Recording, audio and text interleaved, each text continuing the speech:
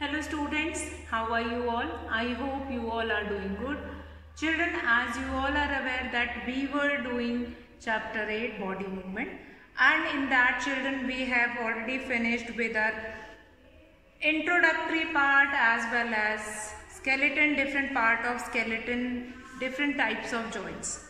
So along with joints, if I say that not only joints will help movement of your body, there are certain part, another part or a supportive part in your body which allow movement in your body, like muscles. So you all have heard about it, like a 2-year child is saying, look at to my muscles. And what is that muscle is?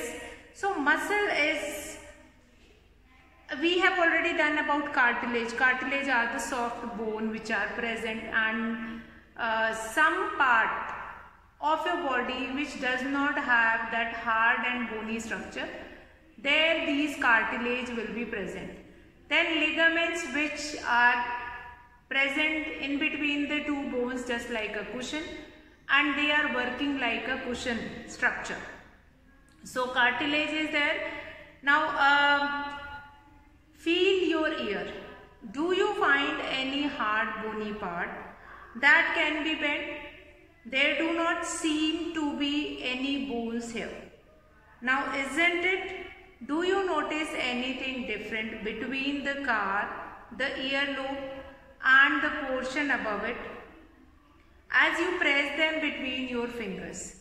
Now you do feel something in the upper part of the ear that is not as soft as the earlobe, but as hard as a bone.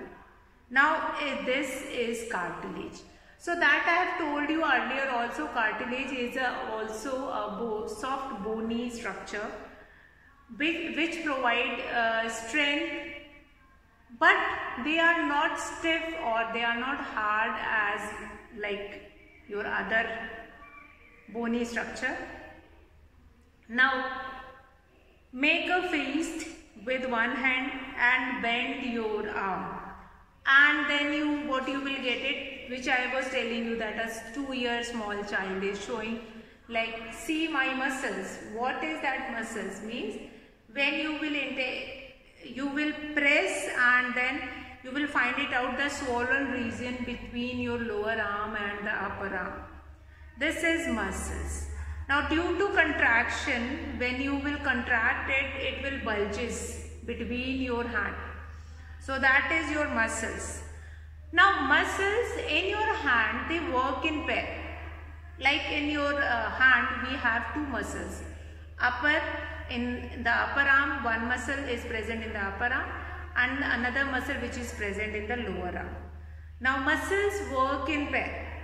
When one of them is contract, the bone is pulled to that direction.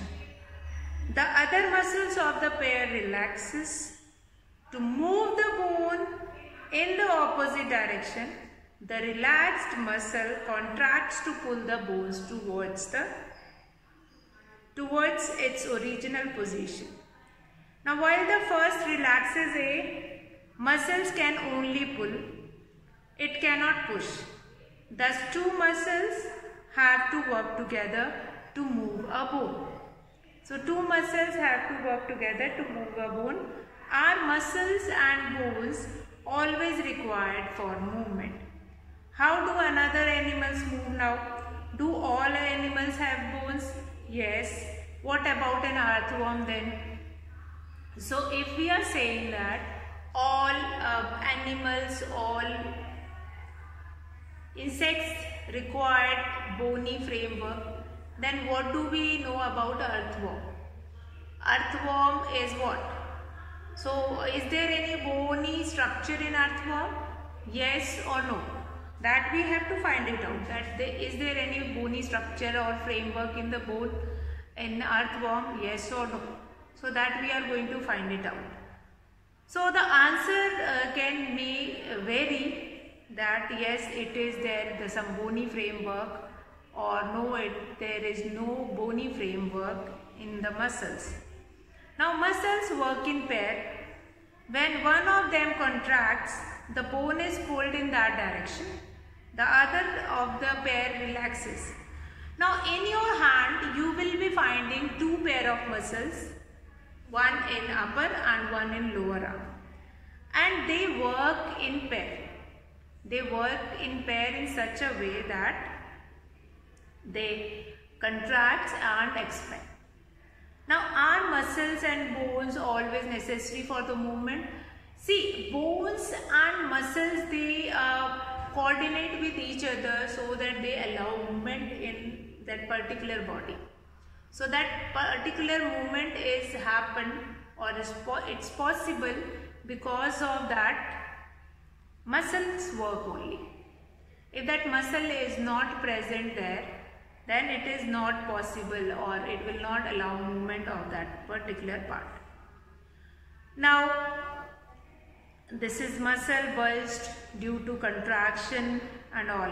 So contraction and expansion work together to work a muscle.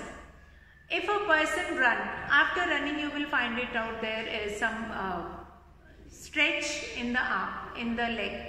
So that stretching is done due to contraction and expansion of those muscles which are present in the leg muscles.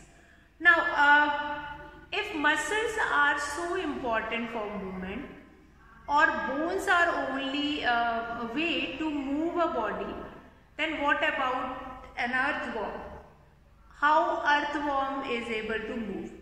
So movement, we are gait of animals or movement of animals. Gait is another word for movement.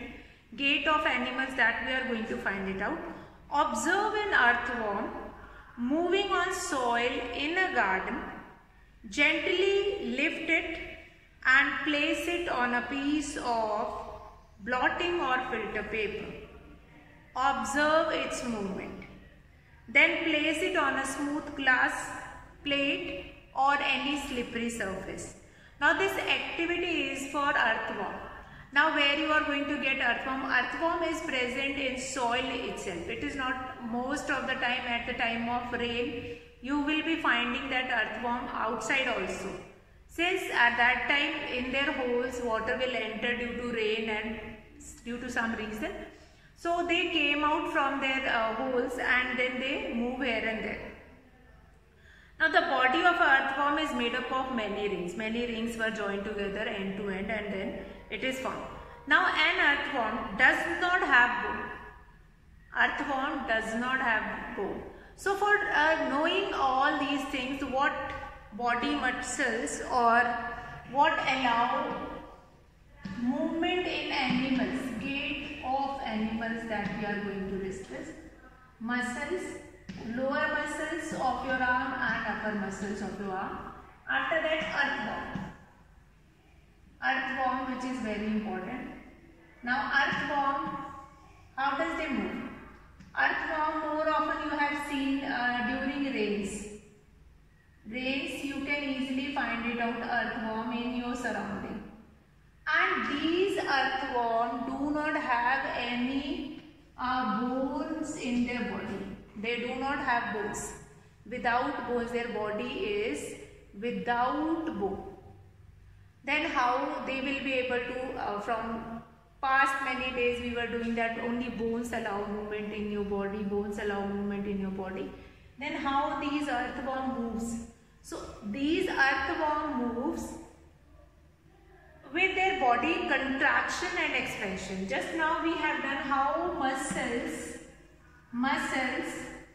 contract and expand.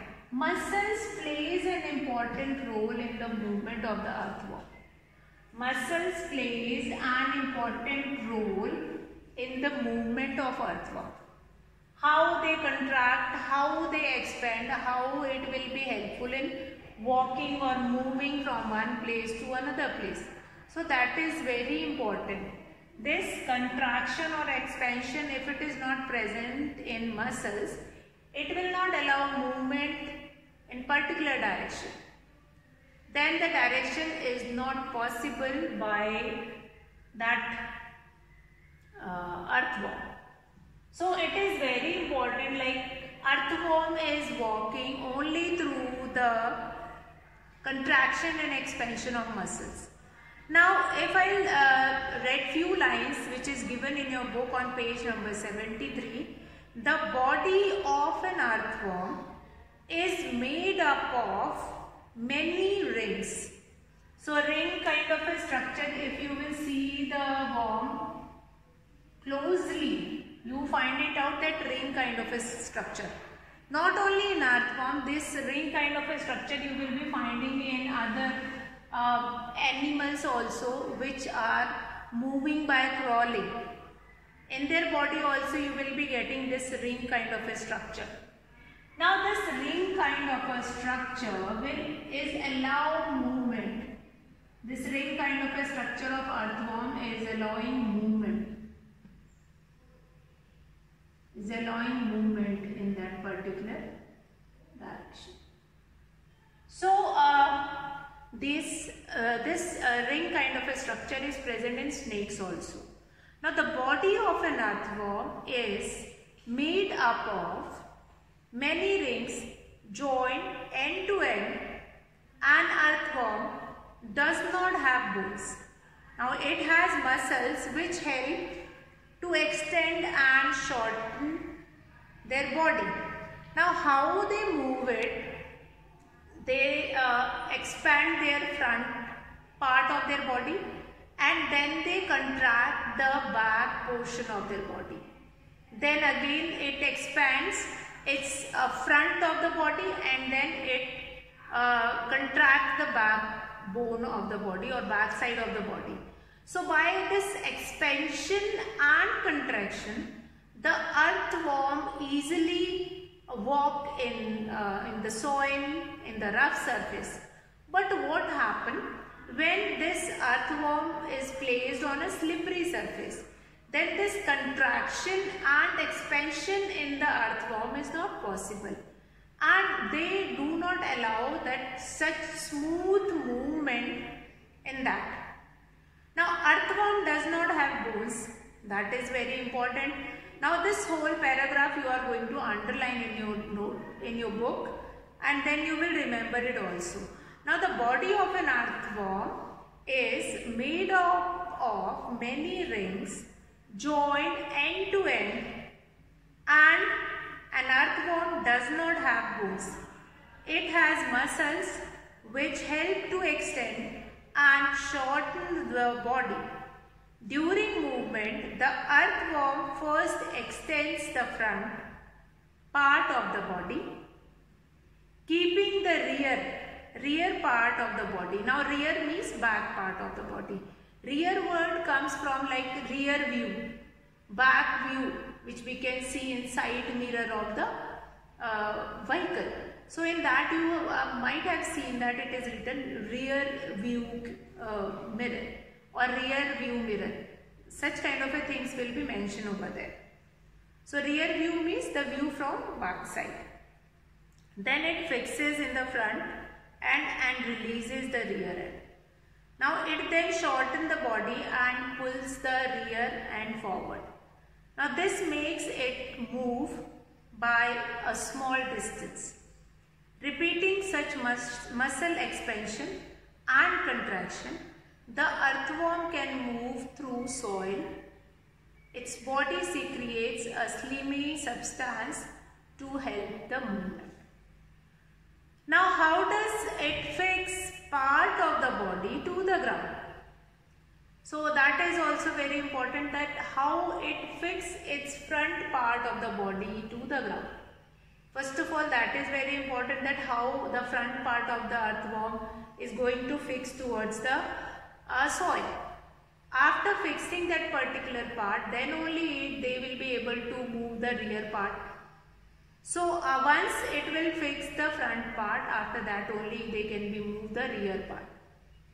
Now it has a large number of tiny bristles, hair-like structure projecting out. Now these bristles are connected with muscles. The bristles help to get a good grip on the ground. A good grip on the ground. Now the actually eats its way through the soil. Now its body then throws away the undigested part of the material that it eats.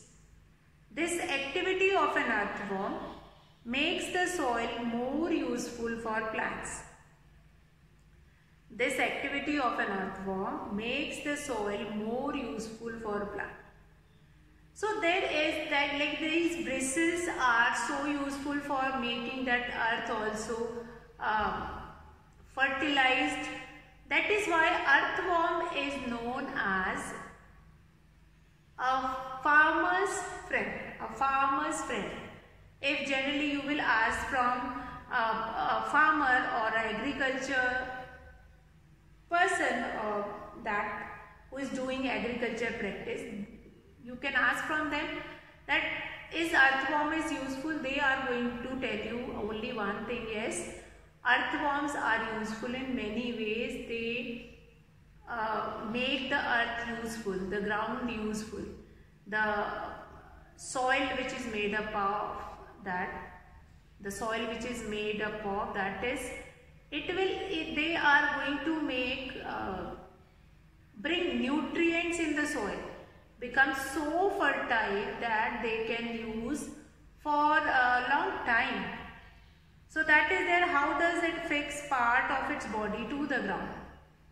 So under its body it has a large number of tiny bristles. So all these whole structure of earthworm is very important. Like earthworm, how they allow movement. First of all, muscles, and the second part which is fine hairs, which are known as bristles. Bristles which are present in their body. Bristles means brush kind of a structure. Which is present on their body. They allow movement in different direction also.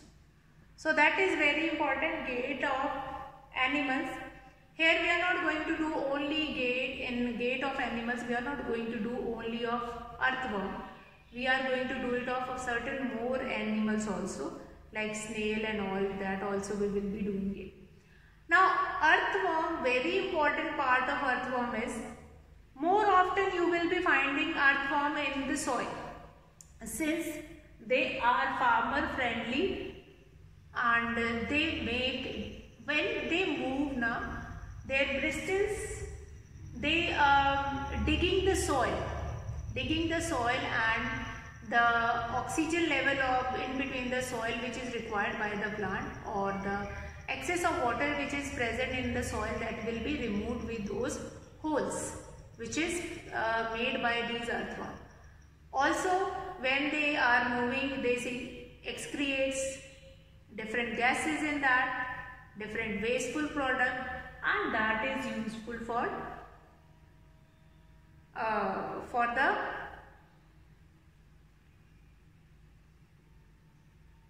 that is helpful for the fertility of the soil.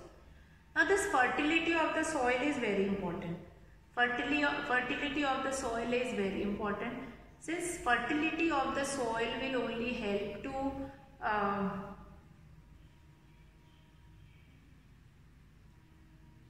only helpful for getting it, or only helpful for farmer as well as for the soil also. It will increase the fertility of the soil. So most of times if you will go to a person who is a agriculture friendly person or doing agriculture, if you will say that okay, there are some earthworm in the soil, you just throw it away. So they are not going to throw it away, since they are knowing the utility of those earthworms, how they are important for us and how they are important for the soil. They knows the fertility of the earthworm, so they are not going to throw it. They keep on keeping those earthworm in that. So earthworm, first of all, normally you will find it out in the garden. You can do an activity number 5 very easily. Like you take a earthworm, to observe the movement of the earthworm, you will kept it on a piece of a paper. They will move, and then you can observe what kind of a movement that earthworm is showing you. After that, once you have seen the movement of the earthworm, after that you can go through for that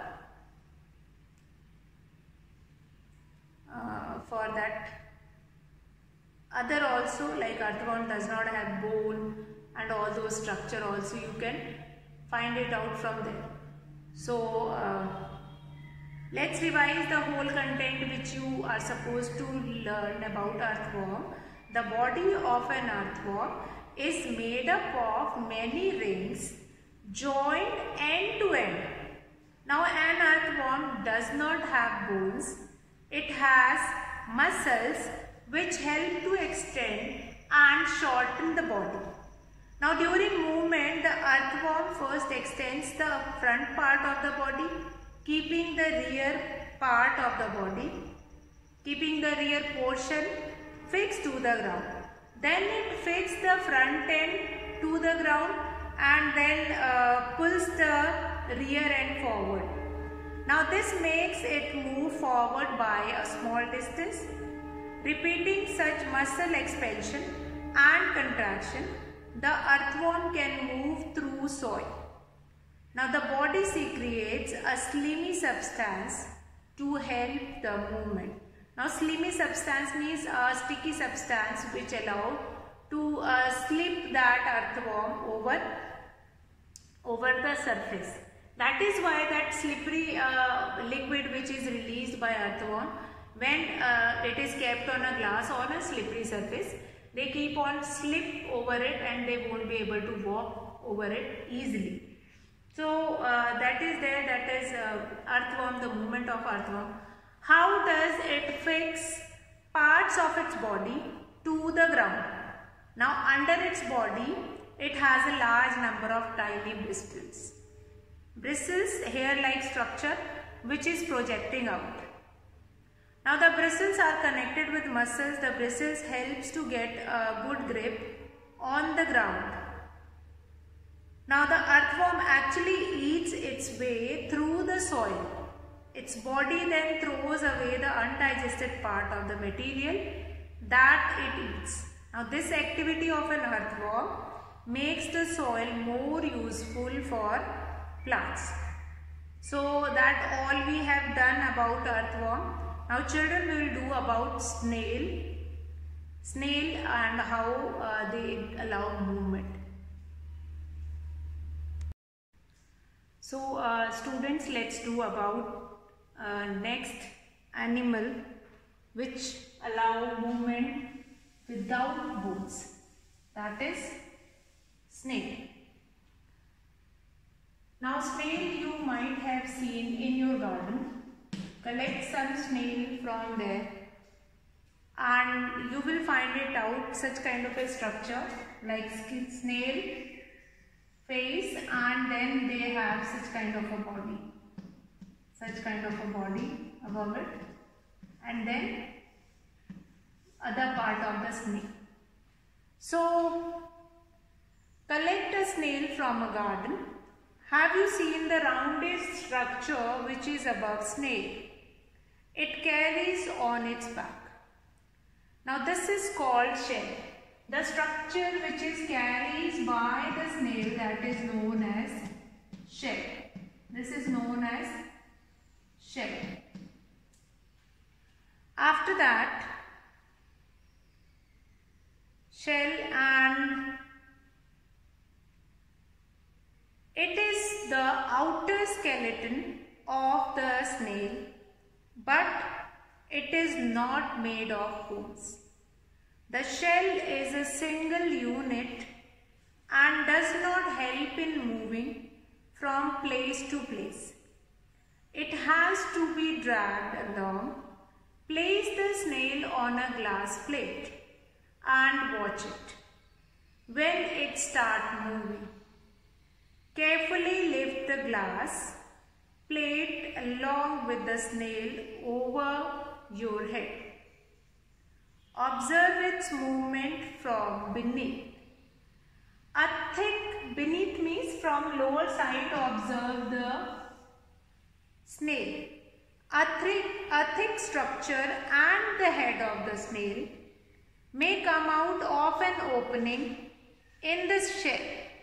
Now the thick structure is its foot made of strong muscles. Now carefully tilt the glass plate. The wavy motion of the foot can be seen. Is the movement of a snail slow or fast as compared to an earthworm? Observe it carefully. So yes, the movement, the body structure of snail is such a way that they allow movement without bones also. Now this outer cover, which is a crust, which is known as shell of the snail, due to protect from such kind of atmosphere like which is not beneficial for them, they move inside the shell and then hide them inside it. And for moving from one place to another place, they came out from the shell. Now this shell they are carrying just like tortoise also. Turtle also they are having their hard back in which they move inside to get protection from the predator also, and they get protect from the other things also. So that is there. Now collect snails from your garden and then you can closely find it out what kind of a structure they have. So their structure will help you to find it out that how they allow movement to their body without having bones.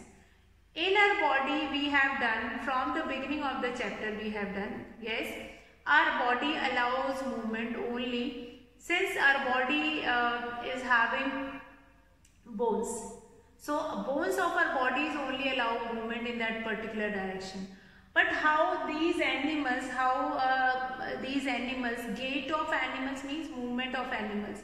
How a movement is possible in these animals, that is because of their structure. The structure which is forming in their body, that is due to that structure they will be able to walk in that particular direction.